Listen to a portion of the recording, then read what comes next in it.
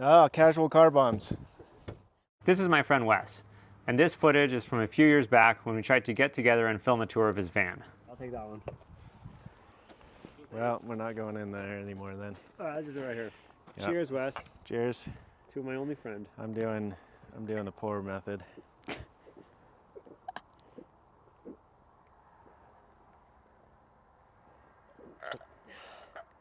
This is the coldest temperature I've done a car bomb yet this year.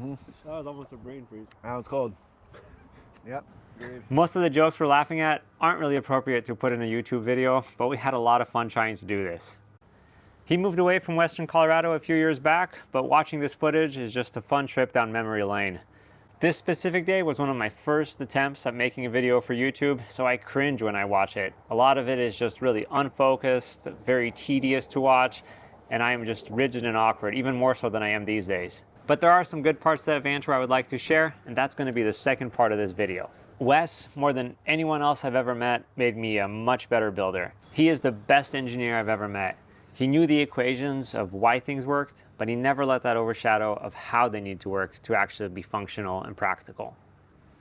And today, as I film this, I'm actually back in his van. I'm coming through visiting, and I thought before we play some of that old cringy footage, I just wanted to kind of focus on 3 things in this van conversion that I think were kind of glanced over in that initial footage, and I think they will really help kind of set the stage for what makes this van as amazing as it is. And that is basically the craftsmanship that it took to build something like this. So the first item isn't really a small item, but it is what you see everywhere in this van that absolutely boggles my mind, and that this is all real wood. There is almost no plywood in this van that I can find other than this platform that basically is used to support the bed. That's a very logical place to use a piece of plywood, but everything else in here is made out of real wood. All these slats, no plywood, all just walnut. The amount, like just hundreds and hundreds of pieces that had to be basically milled and dimensioned to size to make all of this work perfectly, absolutely blows my mind about the care and attention that this required. Second thing I want to focus on is this handle, which is used as part of this cover to the propane tank. When I think of making a handle for a cabinet, for like a drawer, or for maybe a cover like this, intuitively I think what we all think of is you just take a couple screws and you screw something on to make a handle. What you'll notice is this is actually one piece of wood, this handle, that is basically a part of this member right here. So instead of just screwing something on, this is actually made from a bigger board, and all of this material was removed. And it is done in just such an aesthetically pleasing, just like balanced way. These grooves here down the side, just beautifully sculpted. This curvature being nice and subtle to thin out to the perfect thickness of the rest of this. This is such a beautiful detail to me, to the woodworker in me. Can't say, I don't have the vocabulary to express how impressed I am by this handle. Just such a sign of just like a dedicated craftsman. And then number 3, moving away from woodworking, I've got to talk about these aluminum hinges that Wes made to make his bed work. This is such just an intersection, I feel like, of function and aesthetics. He needed this custom hinge to be able to make this bed pivot correctly, but then the way he executed it, this looks like a designer piece to me. Just the aesthetics of how this curvature is made, it's like a very well-balanced piece. It doesn't look clunky, it looks elegant, but it was made completely from scratch. Talking to Wes about this was started out as a 1/4 inch thick piece of just like flat bar stock. Then he welded on these 90-degree brackets. Then he uses some kind of chromate finish that then is painted black to give kind of this like aged look, the aged brass look with a little bit of just that chromate showing through that darker brown. This is a piece that every time I see, I hope one day to have a project where I can also try to create a piece like this and actually pull it off as well as this. I just think it's an absolutely beautiful and just like functional component of this van. So with that out of the way, I've actually gone through the few hours of footage we put together that day trying to get this van tour film. You know, we drank some beers, we had some good laughs, and hopefully this will be a somewhat coherent tour and give you some good ideas for what I think is just a true masterpiece of a van. So yeah, thanks Wes for sharing your van with me, letting me do this little video, and I hope you guys enjoy this kind of archaic footage. Thank you. Look too homeless? Yes. Yeah, you do. Your glue shirt is. Damn it! All right, No, I need to either I need to dumb it down, or you gotta. You gotta. I'm representing my heritage. Okay. All right, Wes. Why don't you just give us a, okay, hold on. Take 9,000. All right, Wes. It feels a bit like, why don't you guys just talk? Do a less of a presentation and just talk about your van. Should we drink yet? Yeah. Seems like it wouldn't hurt. Here we go. This is the start of the van. All right, well, first thing to know is this is the fridge. So we'll get the important stuff out first. There you go. Thank you, Wes. Yes. Got to bring in Show-Van-Ist, yeah? Yeah. Howdy, everybody. Welcome to the first installment of Show-Van-Ist. Today, I would like to feature one of my best friends, Wesley.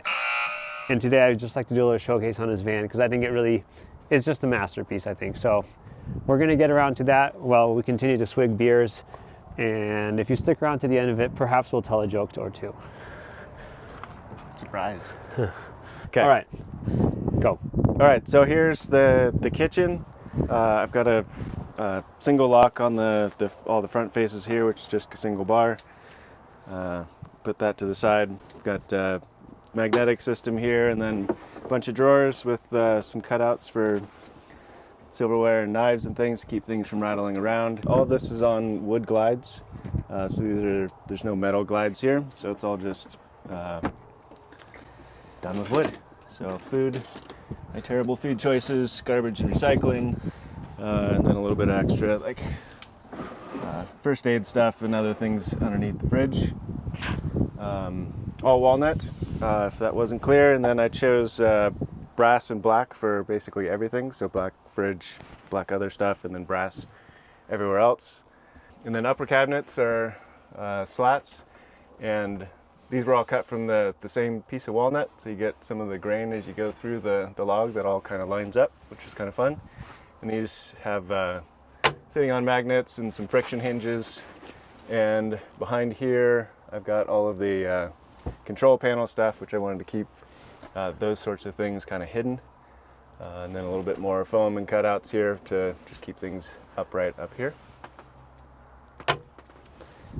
We did the bed this way, and we've got a lengthwise hinge. So this whole thing just folds up that way. In terms of like a storage function, I think you had touched on earlier when we were talking about what is this open space to you? Yeah, having open gear storage was a missing thing at some of my other vans. So this was a big priority here, is to make as much space open as possible for gear. Mm-hmm. So dirt biking gear, mountain biking gear, skiing, all the things that we end up doing, we just need extra room. For the most part, it all fits right there. And then, of course, we fill up the aisleway too if it's needed. And then back here, it's open between these so that I can fit a bike. Okay, like a mountain bike. So two bikes will fit sideways right here. Hey, and so when you were talking earlier though, this bed kind of serves as a dual purpose though. I mean, not only does it increase your storage and kind of livable space, but you were talking about this kind of become an office for you. Yeah, I really wanted to maximize counter space and be able to work from the road. So this becomes our standing desk while the bed is up. So that caused me to build it in this fashion with the hinges pivot point where it's at, so that I can actually just work on this surface and separate from the kitchen. Opposite of the working table is the closets.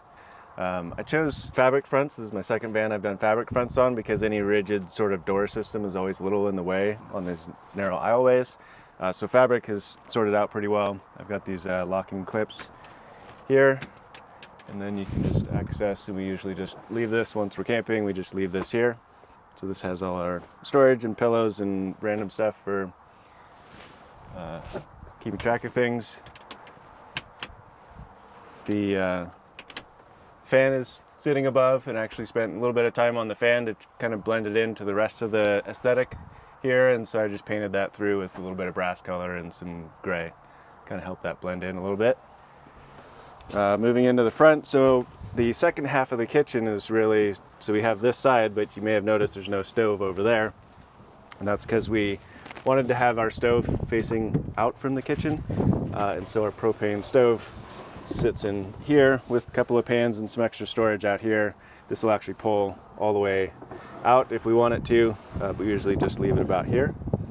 So this is our stove, which is nice because then we get kitchen on both sides of us.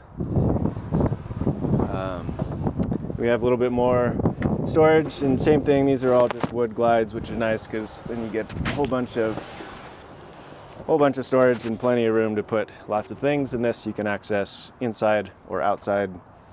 So we keep a lot of our daily items in here. And then this is a piece that we use quite a bit.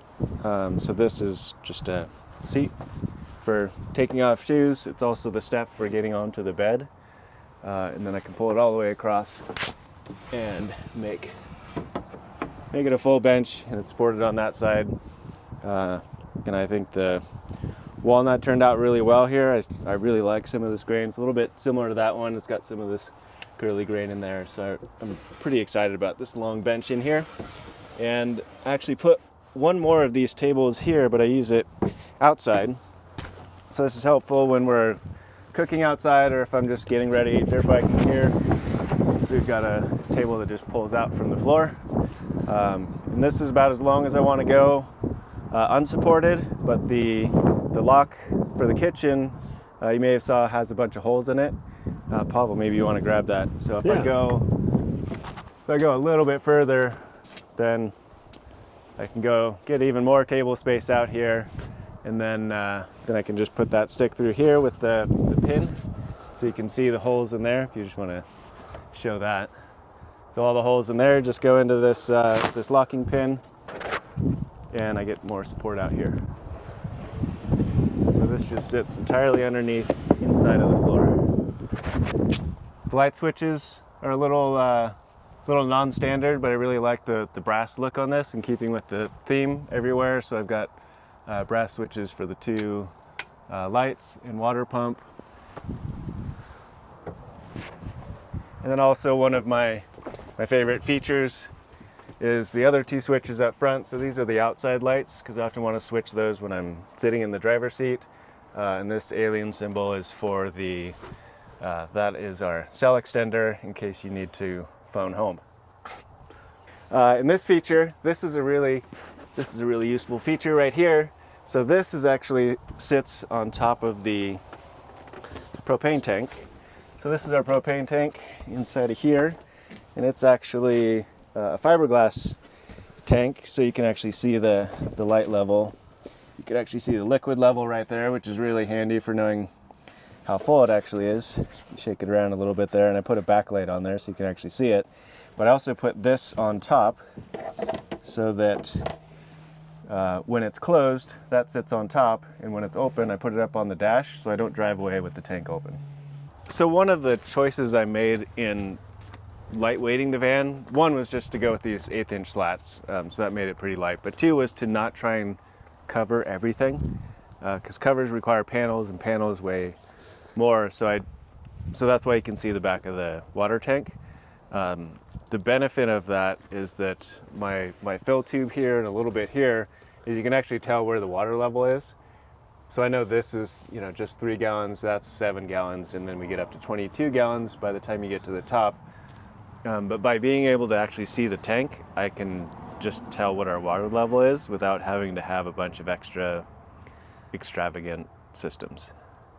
One space-saving feature I think is great in your van is, let's talk about your toe kick here. Oh yeah. Can we actually pull these drawers out so we can look inside there? Sure. Every part of your electrical component is essentially here? Yeah. I tried to fit all of my electronics in something that's usually kind of wasted space. I still wanted to keep a toe kick, but I wanted to put everything under here. So the charge controller and DC to DC converters there. That's an audio piece that does a little bit of audio processing. All of my fuse systems are over there. Inverter, and then a combined amplifier and subwoofer is sitting under there. That was just shallow enough to fit in the toe kicks, and then a little bit of the heater piping. And your heater's outside, right? And you're using a Propex heater? Correct, yeah. Yep. That is some good organization. Yeah, and it's, so there was, you may see underneath there's a few loose ends that haven't been tied down, because I just added those in there, and those are the just standard displays, which I need to wire up into the upper portion. What I found was that Sounds like you had a bit of a saga with the Renogy components. I would not recommend the Renogy Bluetooth system. Every time I had a software update on the phone, every time that there was an update with Renogy, every time we shut the battery down to do something, it just seemed like there was constantly these scenarios where I had to reconnect all of my systems. There's a hub and then a Bluetooth transmitter, and so it needs to know all of the components that are connected to it. Okay. So you have to manually go through and say, I want to add this component, plug in one, connect that thing, then disconnect it and connect one other, and then connect that one on the app. So you're like, And it was you're happening making constantly. physical connections. Physical connections, and then with the app. Yeah. And so that process happening many times over the course of just 3, 4, or 5 months was just getting to be too much. It's a terrible system. Okay. So by just going to the fixed displays, you can just look at it and know what it is. You don't have to worry about Bluetooth and in the terrible software that they have. It was just a really inconsistent solution that seemed great by the specs, right? You're like, oh, I get to know everything that's going on right on my phone. In the reality of it, it was just a total pain in the ass. Hey, what is this thing? Oh, so this is one of my favorite features of the van. This is the first time that I've implemented this in any of my vans. And the goal was to have a little bit of hot water, kind of on demand for washing dishes. You just want an extra cup of hot tea or whatever to follow up with coffee, anything like that. Now we have a tankless hot water heater in here, and I find that I never actually use it, and I end up using this entirely. So this is just a vacuum canister for like coffee, and so we can pour hot water in here, and then it just keeps hot water. How long? Sort of how long on a time you demand. get on it? Several hours. Several hours. Okay. Yeah. So you just like boil a batch 3 in the hours. morning. And... So we boil some water, pour it in there, and then we can just pour in just a little bit of hot water when washing dishes. Just have it sort of on demand without wasting a bunch of water that happens with the hot water heater. So this is actually just screwed to the table, and then there's just a latch here. So this allows us to just put it here and pour in the hot water, and then we just put it back up, push it down, it's locked in. So it kind of sounded though like the whole hot water heater has been sort of a disappointment in this van. Yeah, that was a big disappointment. Okay. Yeah, totally not worth it. And this is that like Girard unit, right? I Yeah. think that's the name. Yeah.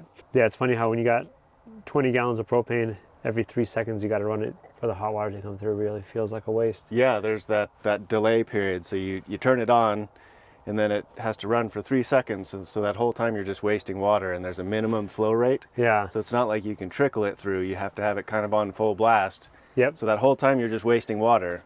And we're often, just scrimping on water and really trying to conserve as much as possible to make the 20 gallons go as long as we can. So it just never really makes sense to kind of waste that water. Funny how those things play out, Yeah, live and learn. I mean, Yeah. every van you learn a little bit new, and this was a new thing for me to try and have some on-demand hot water, and it just didn't work. Can I ask you a quick question? These brass inlays into these, are these just Melissa? The one time you could be recording something we're doing, and you are off in La La Land. Hey, is this a brass inlay just aesthetic? Yeah, Okay. it's a little bit aesthetic. It's actually a little bit structural because this is a shoulder bolt, so that actually helps with just keeping this flat. This was a total vanity project. I just wanted to see if I could make my own detent system, so it actually detents to 90 degrees. Okay. So there's a mechanism inside of there, and just that whole pivot system works a little better with that brass inlay. But let's be honest, it's more aesthetic than it is functional. And I did, these hinges are friction hinges, so there's no play in that actual pivot there. So this door will never rattle. So the hinges don't rattle, and then I've got magnets in here, so it just sits tight. So this is not a source of rattling ever. Cool. That is a commodity that is hard to come by. It is very hard, and I have not eliminated all of the rattles. There's still some that happen in the stove, and I'm taking care of a few of them here and there, but I tried to use as many magnets as possible. This is called a finger joint. So this is just tying in this piece of wood to this piece of wood with these finger joints. So this is a very strong joint, which I wanted that strength throughout here, since this is just sort of a stick frame casing instead of solid panels, which I did for the light weighting. So that I really like how that turned out, and then all of the joints throughout the drawers have It's like half laps in? Yeah, they're half laps on here, but then they're all dadoed in with these 1/8" slats. So these 1/8" slats tie these pieces together. So all of the extra joinery here was a bunch of extra work, but it actually makes this all pretty strong for being a really lightweight drawer with the 1/8" slats. Did you cut all your slats yourself? Yeah. So your base, I mean, not a good laugh to be had is you're essentially a one-to-one waste to finished product then with a saw blade. Correct. Yeah, I did use a thin kerf blade, so Yeah. it's like ever so slightly less than a 1-to-1 waste. Yeah. But yeah, for every 1/8" piece you get, you're cutting out an 1/8". Yeah. So No, I mean, I just think that the amount of alignment work necessary, you know, finger joints like this, and then finger joints and lap joints, while also having to, you know, have all these curves you're dealing with is, it's impressive. I mean, that's time consuming and yeah, thank you. I mean, certainly this is not, if I was trying to make money building this van, this would have been a time sink that would not have made sense by any measure. I really did this as an exercise to kind of step up my own abilities in woodworking and to try and just increase my precision and increase my joinery abilities. And you know, this curved piece back here was steam bent and follows the wall pretty well, and then aligning all the slats in there. All of that took a lot of time, but I was willing to invest that time because it was a skill set that I wanted to learn, and this was the way that I learned it. yeah, it's a sick van. All right, we're going to continue deep diving here. All right, Wes, so in conversations we've had over the last few months, or maybe last year really, you have a philosophy on wood finishes. Perhaps we make fun of like what finishes are trendy right now, but I feel like you've been kind of an inspiration to old school finishes, and the fact that, you know, just because the marketing behind those is kind of dead, they work great. And I feel like some of that has been implemented into this van. Yeah, so in general, I feel like a wood finish is only as good as your ability to maintain it. And so film finishes, while they look great in the beginning and they're more durable in the beginning, once they start to deteriorate, it tends to look pretty terrible, and then you tend to have to strip the entire thing and start over. And especially with a complicated system like this with all the slats and all of the spaces in between, a film finish would have been really hard to refinish with this. So what I've done instead is just go with multiple coats of an oil-based finish, so a Danish oil. Because if you get scratches, if things deteriorate a little bit, you just wipe more on, and that's all you have to do. So the maintenance on it is really easy, even though it's a little less durable. But then, but this, from a sensory perspective, it would be hard to know that this is wood on wood. Can you quickly just cover the process you get, like what finish process you use to have your wood on wood action so smooth? Yeah, so this is actually, this is many years of doing a lot of experimentation with how to get these wood glides to work perfectly. So this was not my first attempt at wood glides. This is many years of experimentation. So what I found is that sanding it down to say 180 grit, putting in shellac in there, but shellac from like the home center. So the home center stuff has some wax in there. Oh yeah. And that wax actually helps with the gliding. So layer of that, and then you sand it back down to like 320, so now you get a very fine surface, another layer of wax, and then smooth that out, and then I follow that up with a wood glide like paste wax. Okay. And so that buildup of steps seems to work really well. You have to have everything fairly tight for it to work pretty well. The looser it is, the more it tends to bind. So the tight tolerances in those three tend to work. And yeah, the paste wax, occasionally you have to go through and apply it again. But I found that even if it runs a little dry, that underlying shellac layer tends to work almost as well. So it looks like a part of your system to keep your drawers from camming out is to have that back part longer?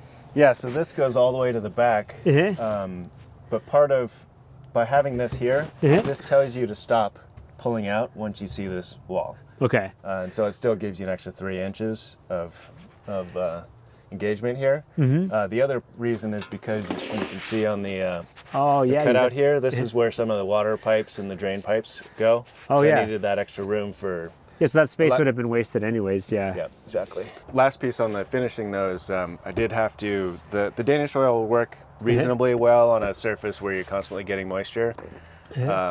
But to just add another layer of protection here, I did go with a hard wax finish on top. So this is a little bit of a newer, trendy finish. Is that the Rubio or? Yes, I believe it is Rubio. Okay. But in this case, it was actually the perfect solution because it looks exactly the same, but it just provides a little bit more durability for the water around the sink area. I'm not really inclined to make this a super pristine. I mean, it looks nice right now. It hasn't been super beat in, but I'm not really inclined to have like perfection on everything. And a little bit of wearing in is kind of part of what I expect to happen in this van. This is walnut. It's a fairly soft wood. It'll get scratched, it'll get dinged, and I think the more scratches and dings and scuffs and holes and things that are in it, I think the better it looks. All right, Wes, so one last thing to cover. What do you got going on between the seats here? I think this is a cool use of space, so just kind of take us through what you got going on here. Yeah, so the in the center there, this whole floor kind of slopes down to the back and then levels out here, and so I wanted a few things out of this. One is to create a flat space for our dog to hang out while we're driving. That's very important. And then I also wanted space for feet.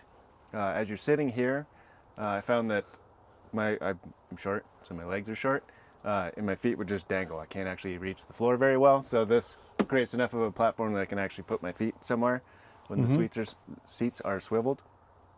And then that created an opportunity to have storage underneath here, and so underneath here is a bunch of air compressor stuff and hoses.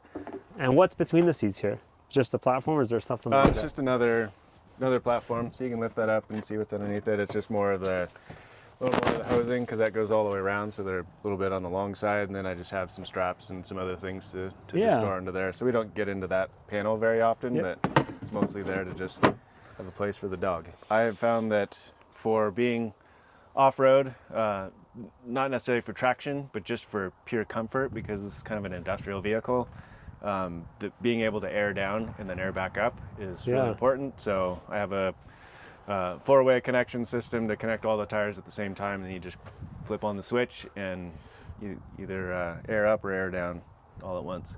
So that's where you just keep all the hoses actually in the pedestal. So it's a dual compressor system there. So it'll air up from 35 to 50 psi in 5 minutes or so. Okay. Wes, how much of a pain in the ass would it be for you to demonstrate actually pulling your hoses out? Because I actually think that for a lot of people, they're just 100% unfamiliar with that concept. Oh yeah. Let's just pull it out. Just pull this to the side. You want it all the way spun around? No, that's fine. Okay. Right there. All right. So So I can just pull these out. So I color coded them. They're a little bit wedged in here, but you want me to grab this guy? Ooh. So I did 2 hose systems, red for rear, so I know which one is which. Not red for right? Correct. So you just pull this out, and then each of these has a connection. So that connection will go on that rear tire, and then swing it around and connect here. And I've just got these quick connectors on here.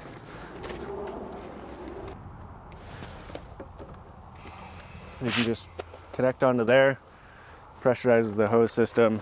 So once all 4 tires are connected, then I'm just looking at the pressure here, and all 4 of them are going to be at the same pressure.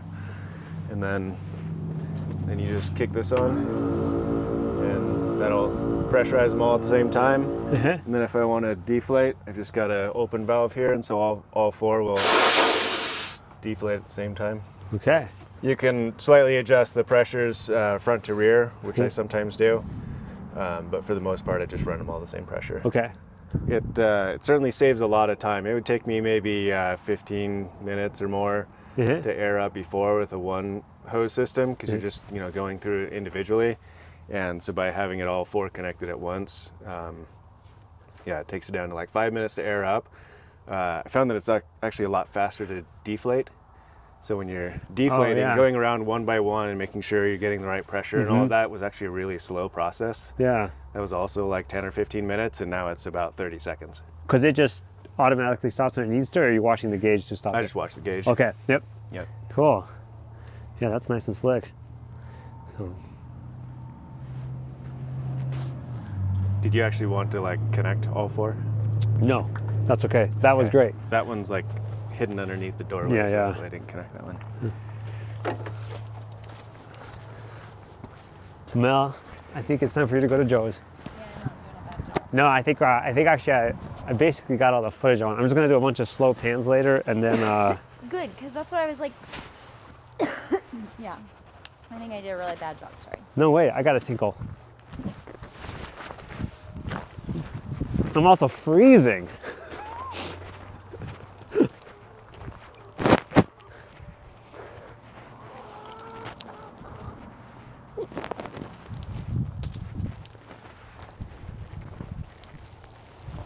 Are you getting that?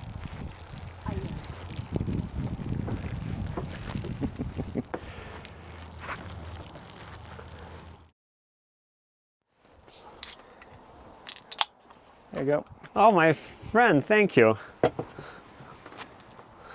Oh no, I'm having trouble getting it on. It's too small. Ah! I should have put it in the koozie before cracking the beer because it becomes a much more delicate process. So what we're really here to show you today is these cutting edge koozies. Look at this. Full beer. Full beer. And it works. This is Serious. maybe the only van I've ever seen with this feature. Yeah, it's the best feature of this van. So really, Yeah. we could just end the video here.